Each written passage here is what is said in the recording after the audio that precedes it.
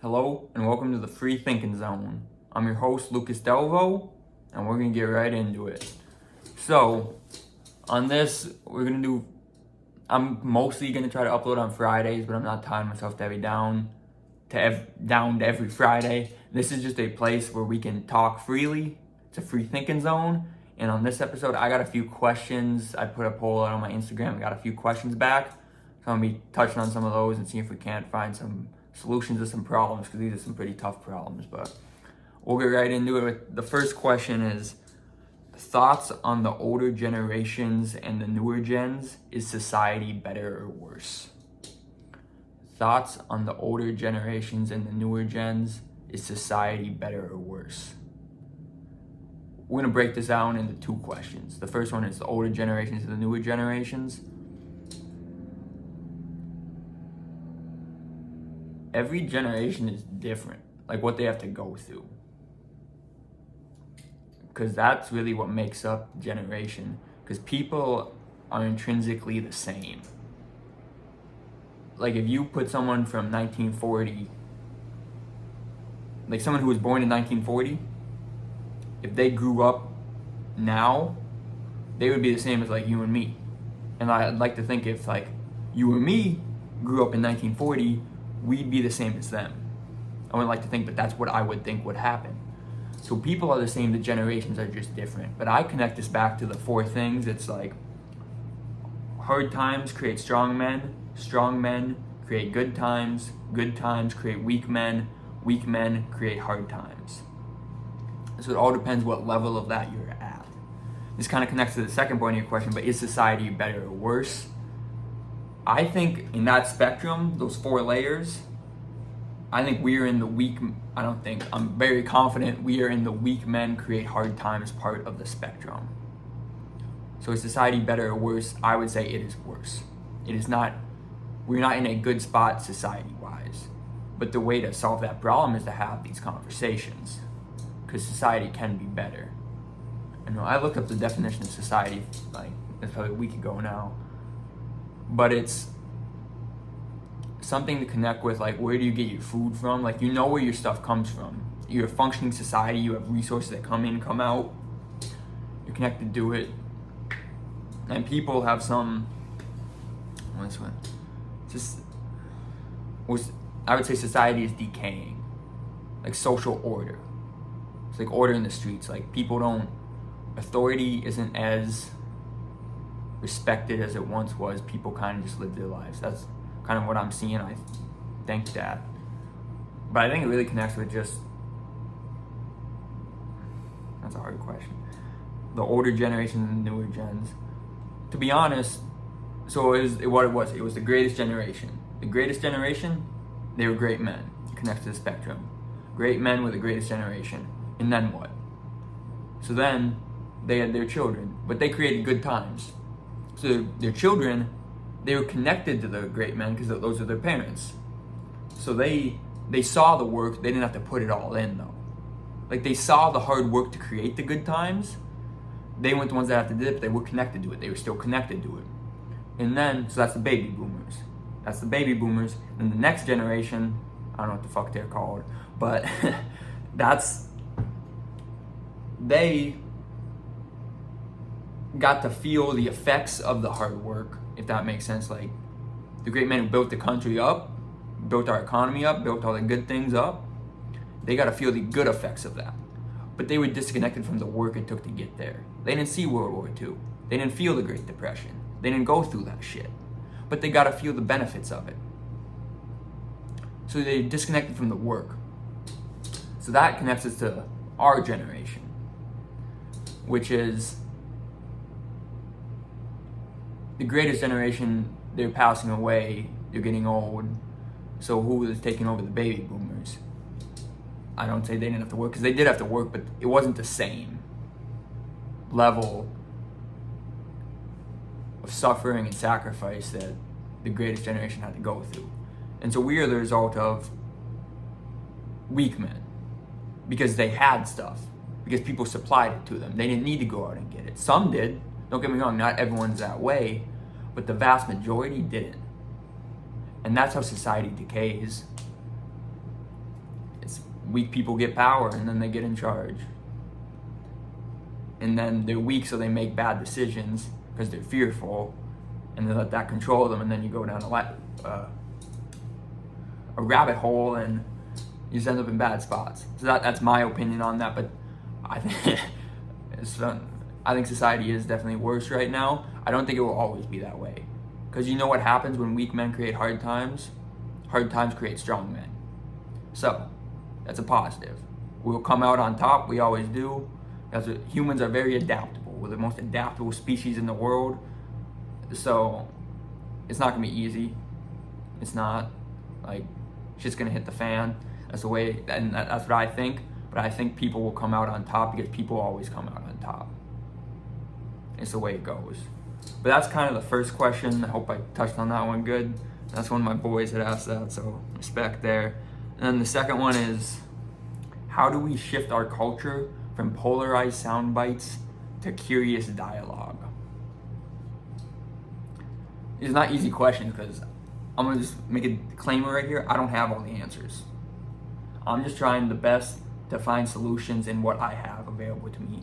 And if I find better information, I'm very happy to say I was wrong. So just got that out of the way, but how do we shift our culture from polarized sound bites to curious dialogue? Well, I think it starts with hearing stuff you don't want to hear. Actually listening to it. So dialogue, debate, having conversations. The conversations you don't want to have, but it's the ones you need to have. Because you don't have them, something much worse will happen. But how do we shift our culture from polarized sound bites to curious dialogue? I'd say reinforce the community. Like, get people out, get people seeing each other, talking to each other, not just communicating online. Because online's a fucking terrible way to communicate. I know I'm doing this online, and like, I'm on Instagram way too fucking much. That's one of my problems. But it's not the correct way to communicate. Because you don't get to see real people. That's one of the things I enjoy about my job is I get to talk to everybody. I'm licensed in 6 different states. I've worked West Coast, East Coast, Central here in Minnesota. I worked fucking everywhere. Sitting in living rooms, kitchen tables, in real folks' house. Yeah. And people are the same. People are good-hearted. The vast majority of people do not wish you ill will. But they're not worried what's happening on a big level. Well, they are, but they're more worried about feeding their family. They're more worried about paying their bills. They're worried about the basic levels of staying alive. Food, shelter, water. Like those are basics of what you need to survive. Polarized sound bites. Polarized get views because like we live in a very quick society. That's the same with TikTok, Instagram. It's all quick videos because polarizing sells. Like I've heard it from multiple people. It's like be polarizing. You'll get 20 people that hate you, but you get 20 people that love you. So it's finding the balance, but the curious dialogue. I think it's being willing to be wrong and being willing to hear things you don't want to hear. I think it comes down to those two things.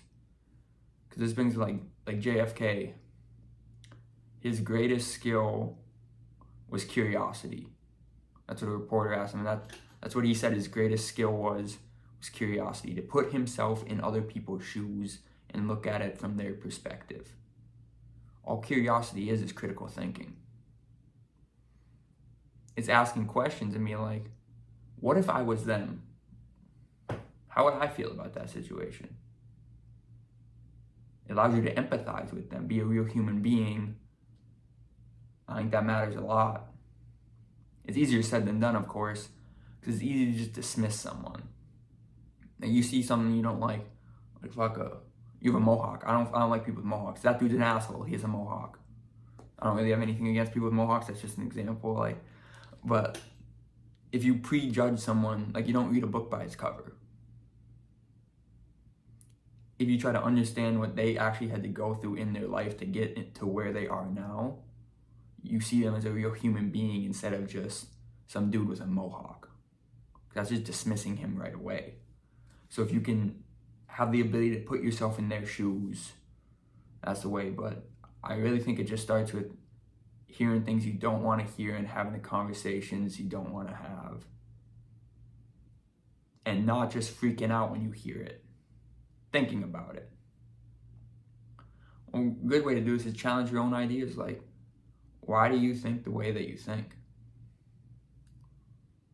Like, what do you think about an issue? Why do I think that? Because I really believe it? Or because a bunch of people tell me that that's the right thing to think, so I have to follow. So I'm just going to go with them because it's easier that way. Because that's the easy thing to do. A few different ways to look at that. I don't know if that answered your question there, but that's a tough question. There's not a simple answer to it. There's not a simple answer to any of this shit. But I think it starts in the middle. It starts in the conversation, and that's where we'll find the solution. So, but then this last one, this isn't a question, but it's free thinking zone. So we're gonna free thinking it. But the Hawaii wildfires, what the fuck is happening? Like, Maui's lit up, like completely lit up. And I have a few questions, like, why the fuck are we sending? Like, Biden just asked for another like multi-billion-dollar package to send to Ukraine, and we just signed a, like, I don't even know the number, but a fucking like hundreds of billions of dollars contract with BlackRock, a big company, massive company that has a lot of influence, that is tied in with the government to rebuild Ukraine. Who the fuck do you think destroyed it? What have we been sending billions of dollars there for? If were we the ones that destroyed it and then we rebuilt it? Who knows? But sorry, I got sidetracked there on Hawaii. My question is, why are we sending so much money there, but we haven't done jack shit for that's our state. Like, that's one of the 50 states here in America is Hawaii. And it's on fire. And what the fuck has the American government done to take care of that? What have the American people done? I haven't done shit. But like, I feel like if anywhere should be getting our money, it is America. Especially if a country is or a state is on fire, that's on an island that you can't run away from. What if the whole island goes on fire? Everyone dies. Like, it seems pretty fucking simple to me, but a light just went out there.